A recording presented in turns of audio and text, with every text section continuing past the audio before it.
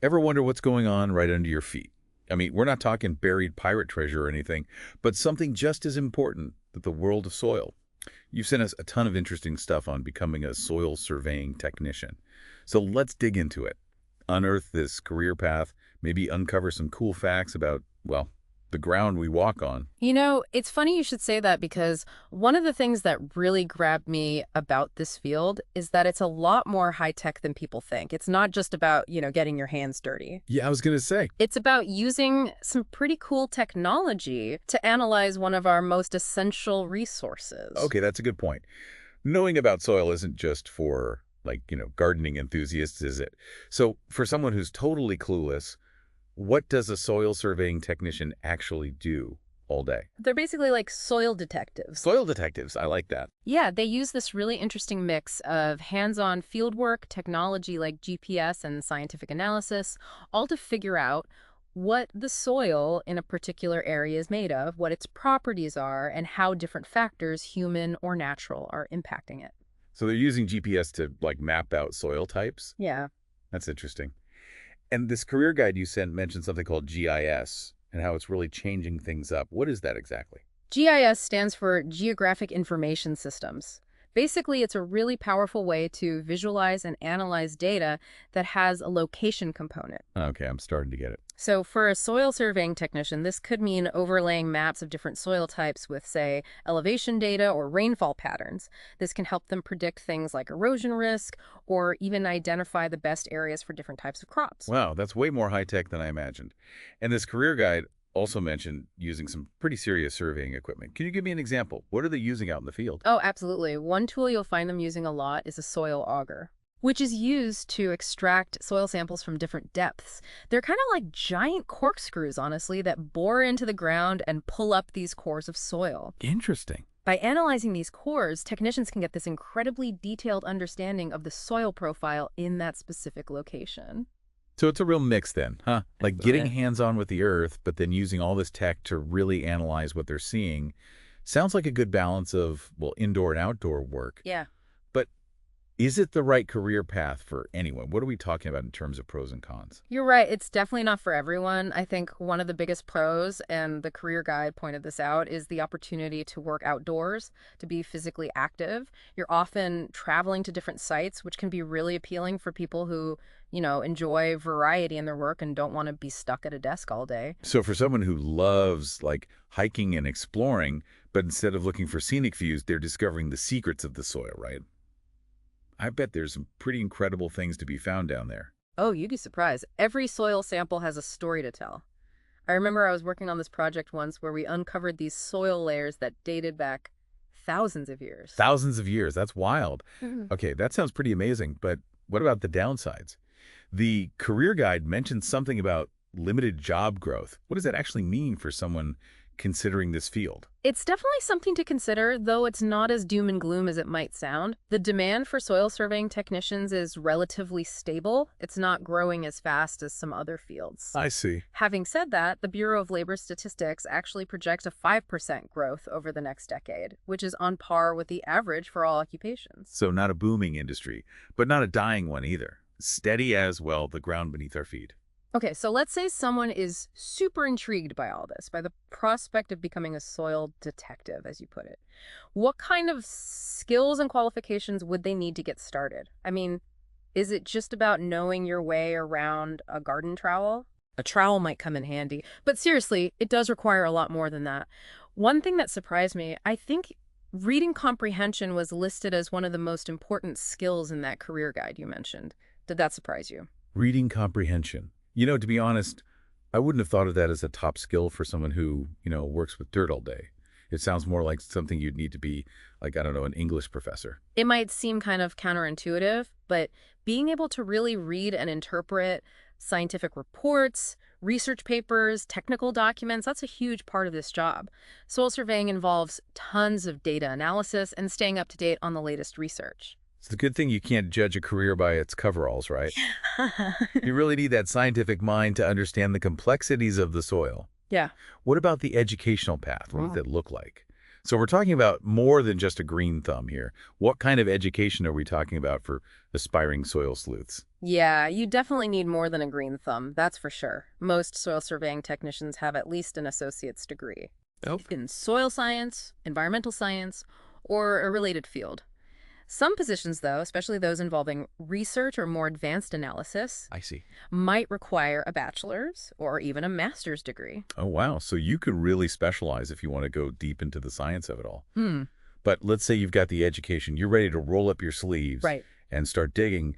What does that career ladder actually look like?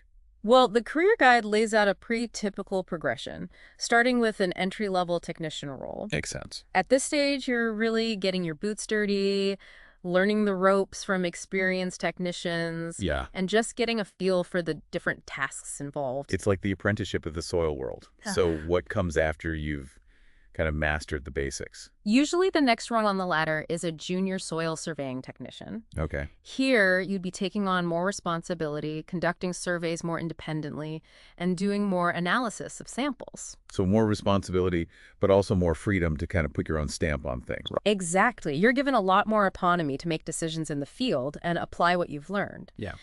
The career guide actually gave an example of someone at this level who specialized in using ground-penetrating radar for soil analysis. Wow.